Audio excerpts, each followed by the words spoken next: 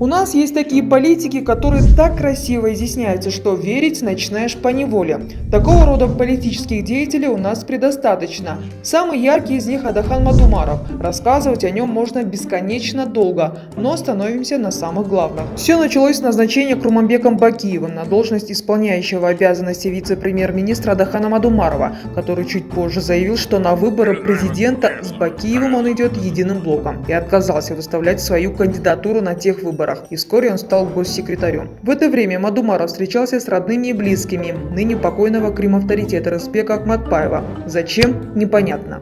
Следующая должность Мадумарова – спикер парламента. А ведь на выборы он шел по партийному списку президентского Акжол.